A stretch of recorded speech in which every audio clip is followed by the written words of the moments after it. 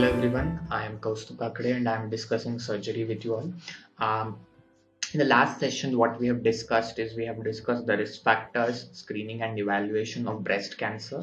And now in this video, we are going to talk about how to approach to a case of breast lump. Now, when it comes to breast lump, let me be very much clear that this is going to be subjective. That means the patient will come to you with a complaint that during self-evaluation, she thinks that there is some abnormality in the breast, but what she doesn't know. There is no any complaint of pain which goes towards mastitis or no any symptoms which go towards inflammatory. There is very progressive, very slow growing sort of change in the breast that the patient might complain of. But she says that she's not much clear about what actually is happening with her. This is what is most of the time the concern. So very important thing is that the lump which she comes with may or may not be even clinically palpable, but is of very matter of concern for the patient. So in this case, what we should do? So when a patient comes to you with a complaint of like possibly I have a breast lump, what you have to do is you have to palpate.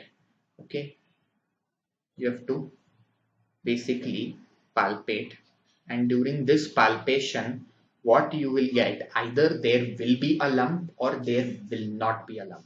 So there can be a lump which is present, or there is no lump. There is no lump, that is the lump is absent, but still the matter of concern remains.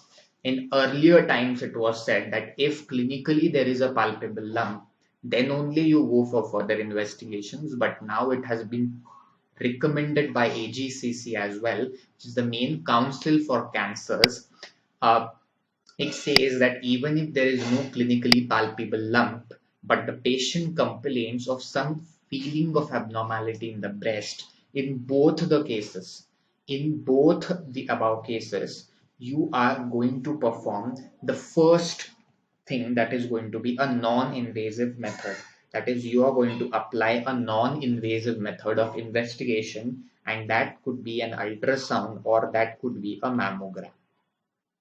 Now, in the earlier video itself, we have discussed that in which conditions do you have to do an ultrasound and in which conditions you have to do a mammogram. Now, it's very much clear that in younger patients, the breast will be a dense tissue and it will not be catched up in mammogram. And that's why in younger patients, we go for ultrasound. Whereas for older patients, we go for mammogram. So that will be based on the age of the patient. If the patient is like 24, 26-year-old female, in that case, since the breast is dense, mammogram will not be able to catch it with the background contrast. You are going to go with ultrasound. Whereas if it is an old aged patient, in such a case, you are going to go for mammogram, right? Now, on the radiological investigation, whether be it's an ultrasound or it is a mammogram, in both of these conditions, there is again possibility that there is a lump or there is no lump again.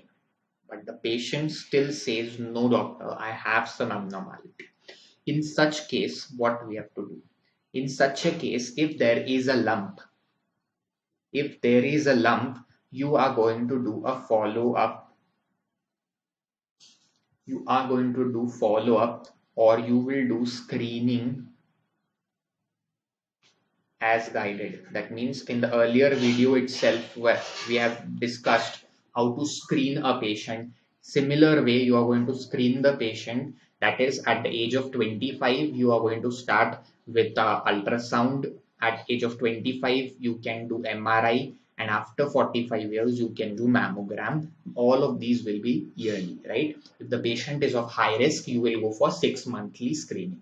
So this is what you are going to do in this case. Whereas if there is no lump, if there is no lump in this case, if there is no lump in this case, you are going to do an MRI. Okay, you have to do an MRI. On MRI, if there is a lump again, yes, it's very simple. Suspicion है, suspicion clear नहीं हो रहा है, you have to go for a next investigation. Suspicion है, suspicion clear हो रहा है, but it is not typically going towards malignancy, screen the patient. It's that simple, right? So if MRI is showing a lump, again you have to start screening and evaluating as routine, right? Whereas if on MRI as well, there is no any lump, there is no any lump, the last resort that you can do as a surgeon is reassure. Okay, so you are going to reassure the patient and you are going to do follow up. You are going to do follow up that has to be done for a clinical examination of breast, and this will be done 6 monthly, right? So this is how you are going to evaluate a patient. But when, if the patient is high risk. Now in earlier cases only I told you what is a high risk patient. High risk patient is a patient who has a family history, who has a family history, who has a BRCA positive mutation, right? So the mutation is already present. BRCA mutation is positive, and there is a history of radiation. So now first we have discussed in high risk cases what you will do.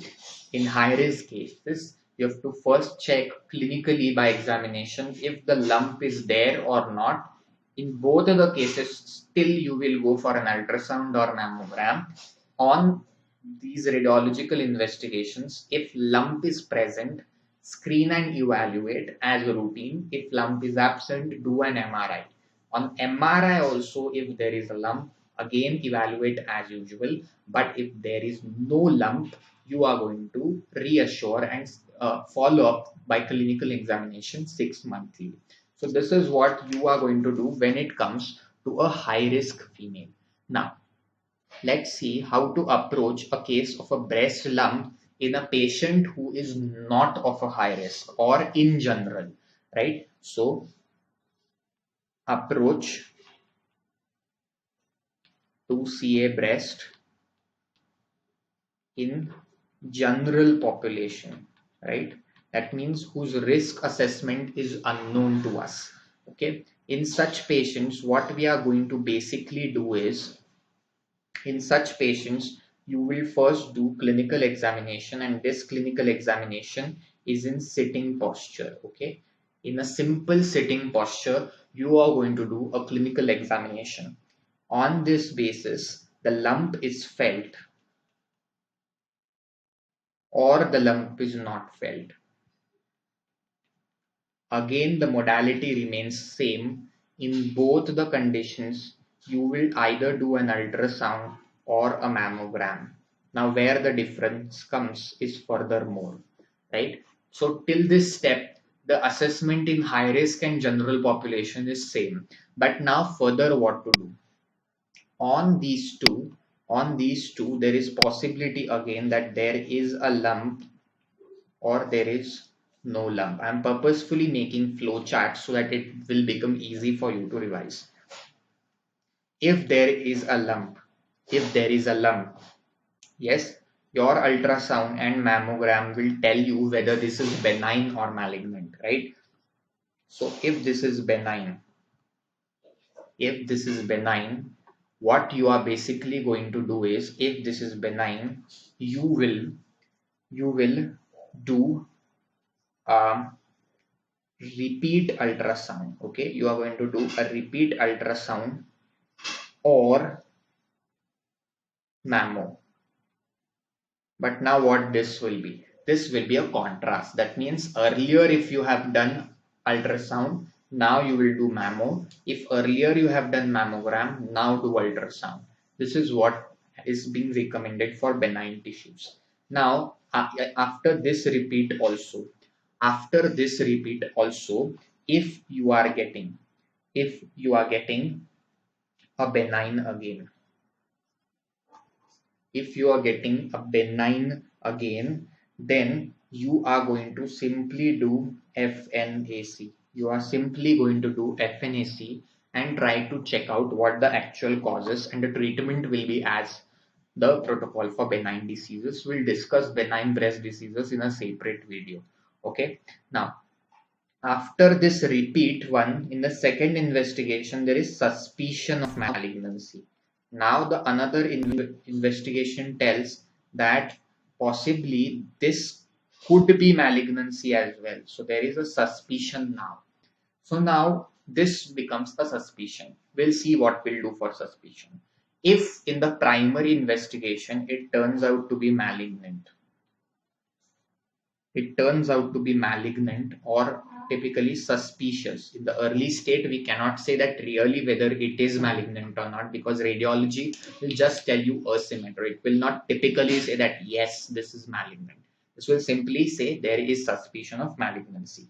So again, we get another possibility of suspicion of malignancy here.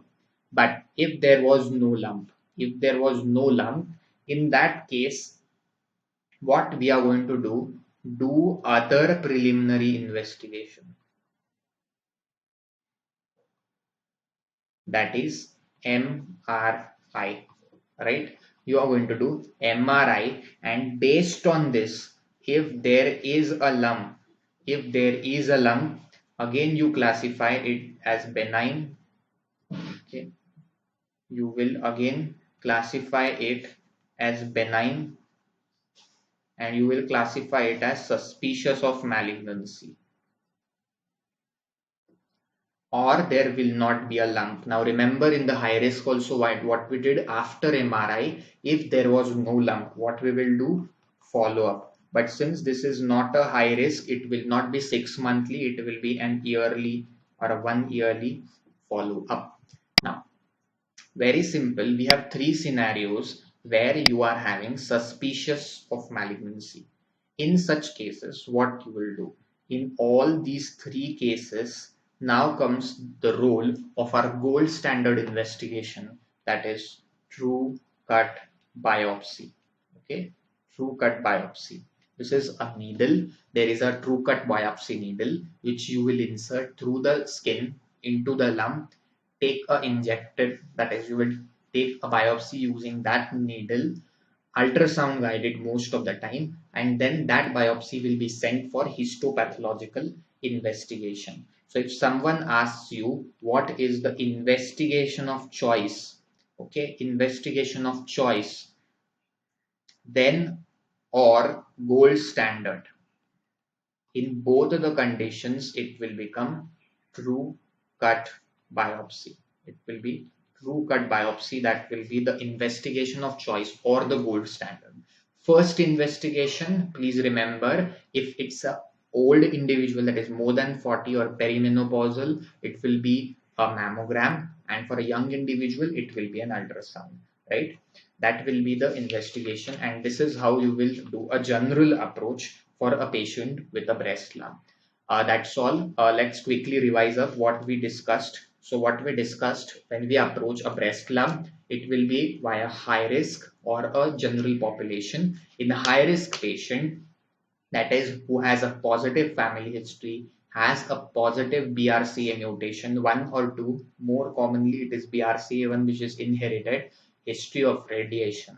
If any of these 3, then the patient will be high risk. In that case, you have to clinically examine and check if there is a lump. If there is a lump, okay, if there is a lump or there is not a lump, in both the cases, you will do either an ultrasound or mammogram. Young patients, you will do ultrasound. Old patients, you will do mammogram. On this, if there is a lump, you will follow up and screen and evaluate as guided in general population also. In lump, if it is present, do an MRI. If present, again screen. If there is no lump on MRI, you have to follow up 6 monthly. This is what is the difference I want you to pick up, right? If the patient is high risk and on MRI also there is no lump, you follow up 6 monthly. Whereas in general population, we have seen below, it is yearly. We'll see that again.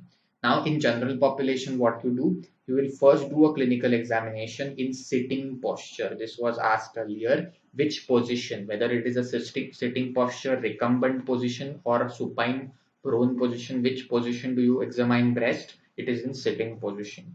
If the lump, irrespective of palpability or not, you will again do ultrasound or mammogram. Now please pay attention. If there is a lump, it could be benign or it could be suspicious of malignancy.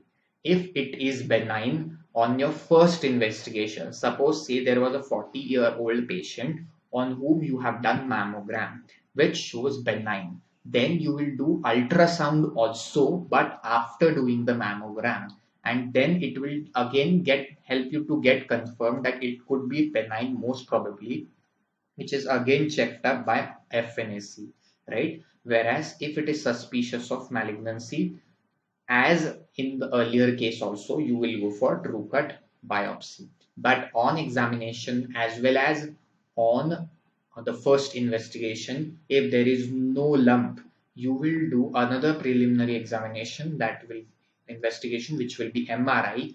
On MRI, if there is no lump, follow up 1 yearly. Again, 1 yearly. In high risk, it was 6 monthly. If there on MRI there is a lump, it will again tell benign or suspicious. If it is suspicious, again go for true cut biopsy. So in turn, you will get that the gold standard or the investigation of choice for breast cancer or for a breast lump becomes true cut biopsy. That's all for today. Thanks for watching this video, and we will be doing the further step, that will be staging of breast cancer in the next video.